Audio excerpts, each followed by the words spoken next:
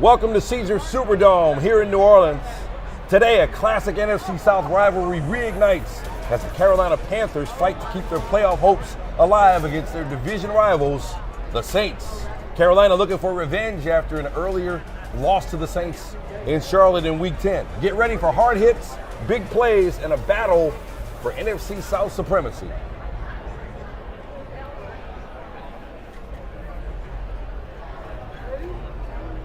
Welcome into Saints Game Day Live here at Caesars Superdome. Thanks to those of you tuning in on NewOrleansSaints.com and the Saints social media sites. I'm Stan Verrett, along with former Saints linebacker and 2009 Super Bowl champion Scott Shanley. Saints coming in at 3-10, coming off a win over the Bucs last week in Tampa Bay. Panthers come in at 7-6 in first place right now in the NFC South. They're coming off a late bye week last week, and in their last game, they beat the Rams 31-28 in Charlotte. Second meeting between these teams, Saints beat Carolina 17-7 in Week 10. And Scott, Saints will be looking to put up a similar performance against Carolina today. Big picture, what are you looking for? Yeah, I think it's kind of the same setup going into Carolina last time. They came off a big win at Lambeau Field against a really good, a hot Packers team. This time the Rams are the talk of the NFL. They take down the Rams, and now the Saints are going to get them at home here in the Dome today with Saints Hall of Famers Brett Maxey in the building and Tracy Porter. So it'll be a fun day against one of the two teams that is probably going to be in the hunt to win this division, the Carolina Panthers. All right, let's talk about matchups, beginning with when the Saints have the ball. What's the key for the offense today? Well, I think first and foremost for the offense, you want to continue to see the evolution of Tyler Shough. Tyler, you know, the national media has kind of caught on to what we've all been seeing the last couple of weeks, and I think a lot of it helped with Demario Davis last week in the post-game press conference. When Demario Davis says he has it factor, you know, that's something special to a young guy. So you want to continue to see Tyler playing well, the evolution of his game. You want to run the football well, but I think the one thing that you have to take into consideration today's game with Tyler and the Panthers defense, they run the most zone in the NFL. Out of every team in the NFL, they run the most zone, not a lot of man. All of Tyler's interceptions have come against zone. So he has to be aware where those guys are lurking in the middle of the field. If it's a late throw, don't make those dangerous throws over the middle. We saw 2 touchdown runs from Tyler Shough last week, and that's been sort of a part of his evolution now. I mean, one touchdown run looked like a design run. The other one was a scramble drill where he was able to get into the end zone. How do the Saints balance using that dimension of his game with keeping him injury-free? Yeah, I think that is probably the big debate right now. You want to win games. Obviously, that's goal number one. However you have to win a football game, you win the football game. And last week, it was utilizing Tyler's legs to get the running game going. He looked great, looked outstanding. Can you make a living doing that every single week? Probably not in this league for very long. But when the plays are there, you want to take advantage of it. Tyler did a great job running the football.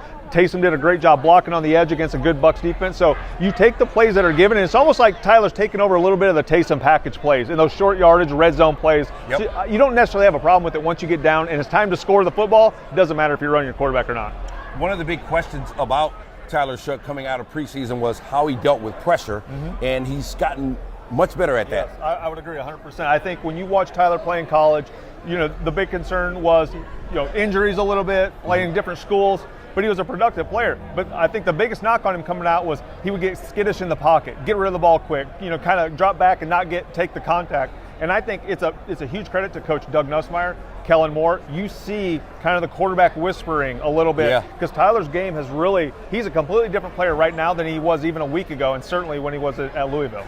Saints will need to establish the run, not just with Tyler Shough on those quarterback runs, but also getting the rookie Devin Neal going. We saw some good things from him last week. Yeah, I think Devin's done an outstanding job. Just like everybody's on Tyler Shough watch. Can this rookie play? Same thing for Devin. I think Devin's done a great job of stepping in, and it kind of started about the same time Tyler did against Carolina on the road, picking up pass protection, doing the little dirty work things that nobody pays attention to in the box score. But he took advantage of his runs last week. He's starting to be a productive guy when it comes to what we all see, the box score. Is he producing in the box score? Right. And I think Devin does a great job of taking advantage of not having Alvin in the game and taking the touches that are given to him and producing. Tyler played one of his best games of the season in the first Carolina game, 282 yards passing. And we saw some explosive plays in Week 10 against Carolina. 62-yarder to Chris Olave, 30-yarder to Juwan Johnson. So how do they manufacture those explosive plays again today? Yeah, I think it's going to be a part, just like I mentioned, this team plays the most zone defense in the NFL. So there's going to be some shots there. And I think Tyler has the arm strength to put the ball in those tight windows. I think a big difference this time, they have J.C. Hornback. He's an outstanding corner. That side of the field, there's a little more of a lockdown attitude on the defense when he's on the field. But Chris had a big day against that team. But the biggest component to the Saints offense that wasn't there when they played at Carolina was Devon Bailey. Right, one catch for 15 yards in that first matchup. You've seen Bailey become a huge part of this offense, and that's encouraging. You know, I see a big body guy, so like Marcus Colston back in the day, going and catching those deep in routes. He's the middle of the field receiver, and I think he's added a whole new dimension to the Saints offense. Let's talk about the Carolina defense. They don't blitz much. They depend on their defensive line to try to get pressure. Yeah. So with the movement on the offensive line, Tali Fuaga expected to be back this week. With all the in and outs on the Saints offensive line, how do they deal with that Carolina front? Yeah, well, they want to keep the ball in front of them. They're trying to limit explosive plays. They want to get some pressure. Derek Brown's an outstanding defensive tackle. A'Shawn Robinson in the middle. They have big body guys in the inside. So to line up and just think you're going to kind of run the ball for 3 yards in a cloud of dust is going to be tough against those big body guys. I think you can make some plays on the perimeter by some different play designs. But really, the Carolina defense, the strength of this defense to me is almost the cornerback position, the outsides of the defense, and the middle. The linebackers, you can have some success against the linebackers. I think they don't run as well. Jawan Johnson could have a big day against this group. Had a big day, 90 yards receiving in the first matchup against Carolina. Their defense, 29th in the NFL on third down. Opponents converting at 44% because they don't generate a lot of pressure. So one of the problems they've had is getting teams taking advantage of them on first and second down, getting in third and short and converting. So how do the Saints attack a team that's not good on third down defensively? Yeah, I think it's about winning on first down. To me, the teams that struggle defensively on third down is because they struggle on first down. Okay. They're allowing offenses to get into 3rd and 4, 3rd and 5, 3rd and 3. Those are tough down and distances to defend.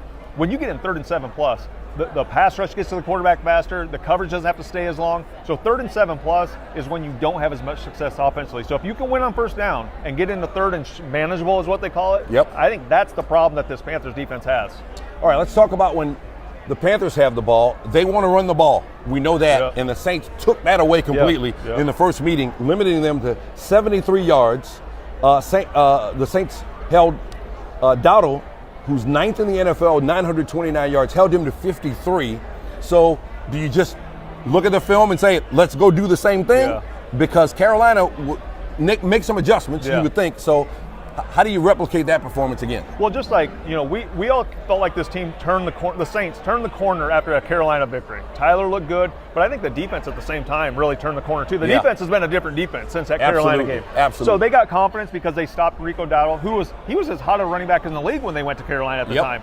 He's been banged up a little bit. Chuba Herbert has been in more recently. It's more of a two-headed monster now, but it all starts. This Carolina offense starts with stopping the running game. And that's not a knock on Bryce Young, but for whatever reason, Bryce Young does not play well against the Saints. He's 1-4, but he'll go to Atlanta and throw for 450 yards. That's just, you have certain ways on certain teams. You got to stop the running game to get after Bryce Young.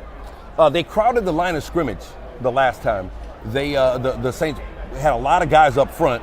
So Carolina coming off a bye week, I'm sure they're trying to make some adjustments to that. So do you switch it up or do you stick with what works? I think you kind of go with the last game plan and knowing that they're going to do some different things. Tet McMillan is going to be a big part of today's game plan. Stop the run and stop their rookie receiver. He's been 40% of their offense as a rookie. That's absurd. So you have to double team him, take him out of the game, and limit the run game. McMillan coming in leads all rookies with 826 receiving yards, and he's 3rd among rookies with 57 catches. So definitely a priority for the Saints defense today dealing with him. All right, let's check in with Erin Summers now. She talked with head coach Kellen Moore earlier this week leading into today's matchup with the Panthers. Tyler Shough showed off his ability to run. How much are you going to lean into that aspect of his game going forward? Certainly an important aspect of it. Certainly came up in that game just with the rain and the conditions. He was able to run the football and it helped us run the football. When you look at Tyler, this is the first team that he's going to see for the second time in his career. What does he need to focus in on, maybe on both sides, because they're going to be seeing him again too? Yeah, no question. I think you play a team multiple times during the season. These games are going to play out different. It's not going to be the same formula. Obviously, there's things that happen in that game you can lean on, but there's going to be things that you need to address and correct, and this will be a fun challenge for us. Each week, I feel like we're highlighting another rookie, and this week it was running back Devin Neal, who got his first career touchdown. How would you like to see him continue to build off of the momentum that he's already showing? Yeah, really good performance by him. Him and Tyler in the run game obviously carried a lot of that. Just keep playing physical game. Keep playing a physical game, and the protection stuff is always a key part of the running back position. The balance between the run game and the pass game was really good last week. Is that something that you'd like to see continue? Certainly, that's the goal. And if you can run the football like that and play in those type of sequencings, good things will happen. Had a good showing against the Panthers last time around, got that 17-7 win, but quarterback Bryce Young has been playing a little bit better. How do you make sure that he stays off schedule? Yeah, I think Bryce, when he's on, he's as good as anyone. He's going to play some really good football, and so they've shown that. They've played some of the best teams in this league and won those games, and so they're a really good team. It's going to be a challenge. Wide receiver Ted McMillan is kind of flying under the radar because of the run game and how good it's been with the Panthers, but he's now starting to get in the conversation for Rookie of the Year. So what's the coverage plan look like against him? Yeah, he's a big-time player. Obviously, their run game's an important aspect of it, but their pass game, they got big-time playmakers, and you can go look at that Atlanta game and the impact that he had on that game, certainly. When you look back at the last game that we had for the defense and the run defense, is it just do this exact same thing we did last time because you held him to 73 yards on the ground? Well, I think there's a lot of things we can build off of. We stopped the run pretty well. Now, hey, they're going to have their counter moves. They're a really good running football team, and so we're going to have to use our counter punches and be ready to go. Demario Davis this week said that not every 3-10 team is the same, looks the same. How would you describe this one? No question. I think this is a team that's getting better each and every week, growing, staying connected. I love the effort and the competition that our guys are playing with. All right, well, let's get a win here at home. There we go. Thank you.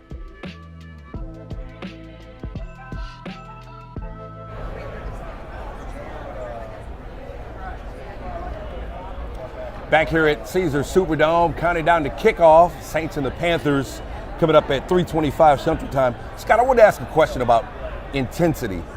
You got Carolina coming in here, not only looking for revenge because the Saints beat them at home, but they're also in the thick of the playoff hunt, trying to win the division.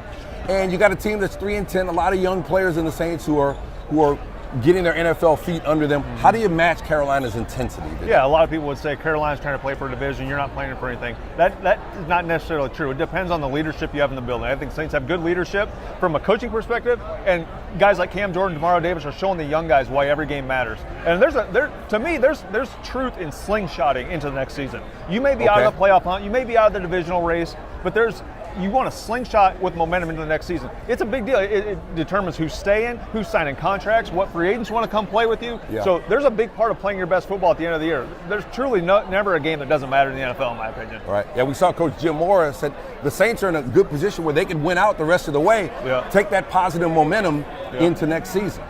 All right, let's check in with Erin once again. She's with Terrell Burgess in this week's What's Brewing Player Spotlight, brought to you by Community Coffee.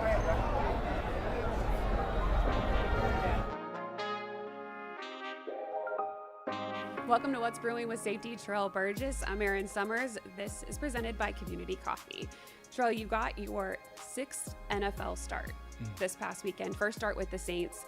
When that moment was approaching, what does it mean to you considering your journey and being out all of last season with an injury? I think it's amazing. It's also just a blessing to be able to continue to play the sport that we all love playing.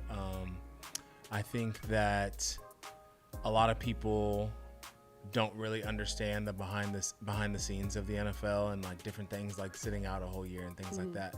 So I'm just glad to be able to continue to play for this great organization and do what I can to help the team win. Not only did you get your first start on the defensive side, you still played special teams, and you were a part of a huge play to start the game with the 54-yard return by Mason Tipton that led to an eventual touchdown. When the offense starts like that, what does it do for the defense? I think momentum is a big thing in football and any sport, but definitely in the NFL. And any chance that you can get momentum on a team that is quote unquote projected to beat you, it's only going to help your chances for the rest of the game. And I think it definitely propelled us. You had an opportunity here this season. Brandon Staley kind of vouching for you, bringing you back. You got signed to the active roster on September 17th. What's the mentality been with the opportunity that you've had here? Just to keep going. I think a lot of times there's people that get into situations and you may just, I don't want to say lay down, but you kind of just like accept your fate. And one thing I wanted to do was definitely come in here and show that I could play and do what I could to help the team, and that's what I'll continue to do for sure. When you think about head coach Kellen Moore and the way that he has really supported you and being number 54 on the team, they wanted you, they found a way to make that happen, and now getting this opportunity to start. What does that say about you and what you've done so far in your career to have a coach say the things that he has about you? I think I said this somebody asked me this a couple days ago, and I think in sports, when you're a kid and even now at this point in our lives, when you have somebody like a coach that believes in you, I think it only helps you to play the best of your abilities. So to hear that from our head coach and know that he trusts me and believes me for me to be on the field and play the best of my abilities, it's only going to help me play as well as I can. Okay, we got a win this past Sunday, so we're looking to get another one this Sunday against the Panthers. Had success against them before. They do have the number 10 rushing attack in the league. What does that do as far as your focus on the defensive end?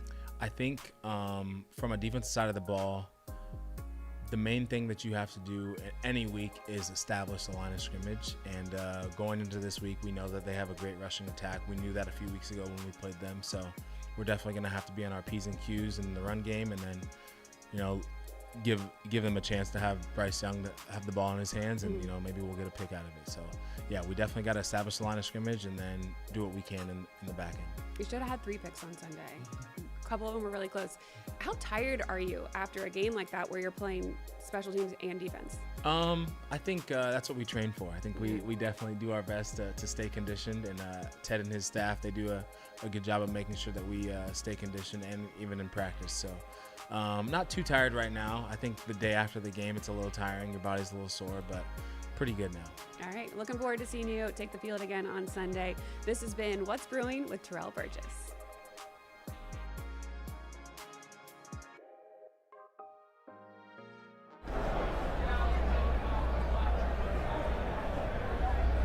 Terrell Burgess, one of the young players the Saints are continuing to develop as they build for the future.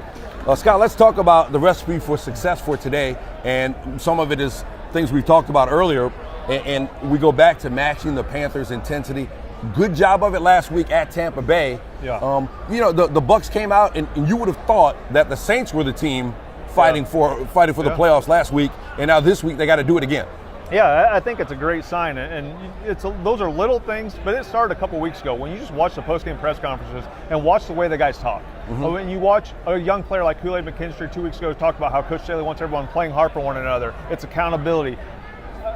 When you only had 3 wins, to me, those are little signs that are positive signs, and it carried over to the Tampa Bay game and getting a win. And that's why I think today, if you're a Carolina Panthers team who's playing for a division, you don't want to play a team like the Saints. No, there's a lot of confidence. There's the most confidence they've had in a long time in this building. Yeah, during the week, surveying Carolina's media and their approach to this game, they're really worried about this game. Yeah, really you watch worried. their players. They're talking about Tyler. They're talking about the evolution of him. They see it on tape. He's getting better every single week. They watch Demario Davis look like he's still 25 years old. They watch Cam Jordan's going to be in the Ring of Honor. Saints all-time sack leader, still looking like he's 26, 27 years old. So all these guys are playing good football. And so if you're, like I said, you're a Carolina Panthers team that's trying to win a division, these are the type of games you're hoping this team just lays down. There's no character in the locker room or team, and they're just ready for the offseason. That's not this Saints team. And as a Saints fan, you got to feel good that there's a lot of fight still in this team. Yeah, last week the Saints were the only team out of the playoff hunt matched up against a team in the playoff hunt that won the game. So a really good sign from last week. Again, we get back to stopping the run. 73 yards for this Carolina rush offense in the first matchup, and they got to try to do that again. Yeah, I think it all started at the Carolina game when they won that game in Charlotte. Saints defense was kind of struggling. They came out of that game with a lot of confidence. They stopped the run as good as they did all year against a hot Carolina team. Run defense just comes down to everybody do your job.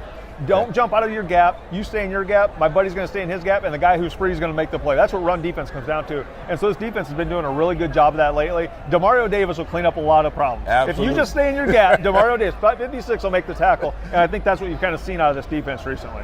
And then there's a continued development for Tyler Shough. I mean, I think the question now as to whether the Saints need to address quarterback in the draft looks like it's been answered, that they can go other places there. But what do we need to see from him moving forward? Yeah, I think you want to continue to see, the thing that excites everybody about Tyler is the vertical game. I think his arm strength, pushing the ball down the field, and adding that element to the offense is what excites a lot of people. And it's probably the biggest difference from him and Spencer. Spencer wasn't necessarily turning the ball over a ton until the switch. But if Tyler just takes care of the football and continues to add that vertical element to the game, I think that excites fans. And he's a big, strong-arm guy, stands in the pocket, stands tall, and he's playing with a lot of confidence. And the offense is playing with confidence because he's playing with confidence. On the other side, with Bryce Young, we've seen two different players the last 5 weeks. He was great, as you mentioned, against the Falcons and against the Rams. Yeah. But in their other 3 games over the last 5, even the win over the Packers, it wasn't him. It was a running game that did it. What's the difference between one Bryce Young, the good Bryce Young, and the bad Bryce Young? I don't know. I can't answer that question because when the Saints on the black and gold show up, he looks like a bust. Everybody's talking about running him out of the league, but then he goes and he throws for 450 yards against the Falcons, against another pro team. So today's game is going to come down to Bryce Young. If we see the same Bryce Young that is 1-4 against the Saints have an outstanding chance to win this game. But if Bryce Young gets hot and it looks like he did in Atlanta a few weeks ago, it's going to be a tough team to beat. They have good players, but it's about getting pressure. Bryce gets uncomfortable. He's a smaller guy. Make him stay in the pocket. Make him throw over those trees, and that's where he struggles. Teteroa McMillan, a big part of that. Again, the rookie receiver is their go-to guy in the passing game. 826 yards so far on this season, tops among rookies. So what do you do? Do you go zone there against Young? Do you put Kool-Aid McKinstry on him and let him do it one-on-one? I think it has to be a one-on-one game. Anytime you talk about a threatening running game, that means you have to have everybody in the gap. To do that, you have to bring a safety down and get in an 8-man front. Okay. That means you're going to be one-on-one a lot. You're going to have one safety deep, whether it's cover 3 with 3 guys deep or playing man-to-man. So if you want to stop this running game, the guys on the outside are going to be isolated. You can't defend everything and stop the run at the same time with the pass game. So there's going to be a lot of pressure put on Kool-Aid, Alante, and the corners, but I think they're up to that challenge because you have to stop this running game. Yeah, Alante Taylor's the last few weeks, he's been the playmaker that the Saints need him to be, both run game and pass game. Yeah, he's helping out a lot. Last couple of years, Alante, it seems like when you need a big play, he's one of the best blitzing nickel corners in the league. You get him in position to make plays. He can tackle and play in space, and I think Coach Staley's understanding how to utilize his skill set. Yep. All right, let's take a look at the Saints inactives for today. The big news there, we're hoping to see Tali Fuaga back for the Saints. Not listed on the inactive list, so that's a good sign. Very good sign. He's going to be able to play. No Alvin Kamara, so it's going to be on Devin Neal to get that running game going. But I tell you what, I saw a couple of flashes from Audric Estime last week as well, and I think he can help out. Justin Reed also out. So what jumps out at you when you look at the inactives? I think just having Justin out again. Justin was playing some of his best football before the injury, but the young guy Stankers played well all year. I think as good as an inactive list as we've seen the past couple years this late in the year. So I think you'll take it. But I think missing Justin and missing Alvin are 2 big pieces out again. All right. So again, big picture. What are we looking for today? Come out with a W.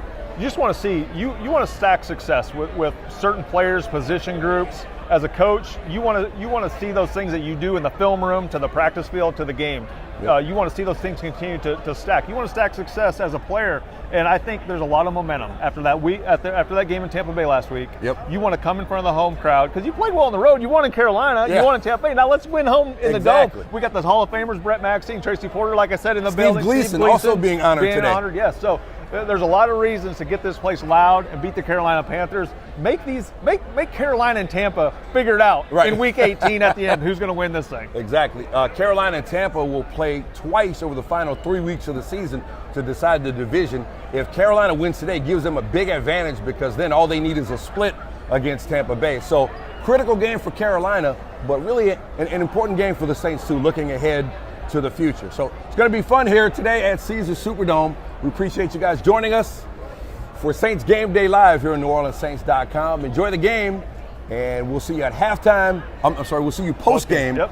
Aaron and Scott will be here post-game. So let's go Saints.